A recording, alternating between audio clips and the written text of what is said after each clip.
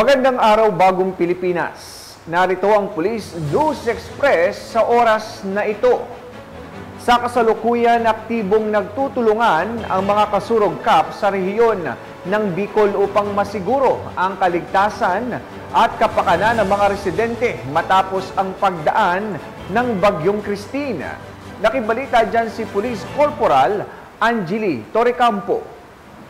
Isa ng Police Regional Office 5 sa pamumuno ni Police Brigadier General Andre Perez Dizon, Regional Director, ay patuloy na nakaalerto at tumutugon sa epekto ng Bagyong Christine kung saan patuloy pa rin ang sinasagawang evacuation at rescue operation sa mga binahang lugar sa reyong Bicol na dulot ng walang humpay na pagbuhos ng ulan na dala ng bagyo. Mas minaigting ng mga kapulisan ang kanilang ginagawang operasyon upang masiguro ang kaligtasan at may paabot ang agarang tulong sa mga residente na apektado ng pagbaha at landslide. Bukod dito, agaran ding nagsagawa ang ating mga kapulisan ng road clearing operations sa iba't ibang lugar sa reyon, lalo na sa mga pangunahing kalsada dulot ng mga pagguho ng lupa at mga punong kahoy na nabuwal at nakambalang sa kalsada. Ito ay upang makaiwas sa anumang aksidente at tiyakin ang ligtas na daanan para sa mga motorista at hindi maabala ang mga ito sa kanilang pagbiyahe. Hindi naman naging hadlang ang mga pabugso-bugsong pag-ulan para sa ating mga kapulisan upang linisin ang mga kalsada para sa kaligtasan ng publiko. Kasama sa mga akbang na isinasagawa ng PNP ang mahigpit na pagbabantay sa mga kritikal na lugar, pakikipag-ugnayan sa mga lokal na pamahalaan at mga ahensya, gayon din ang pag-inspeksyon at pag-monitor sa mga evacuation center upang masiguro ang maayos at ligtas na kalagayan ng ating mga kababayan. Kasunod nito, nagbigay din ng tulong ang ating mga kapulisan sa isinasagawang relief operation simula sa repacking ng mga relief goods, sa pagkarga at pagdiskarga at sa pamamahagi nito sa mga residenteng naapektuhan ng Bagyong Christine.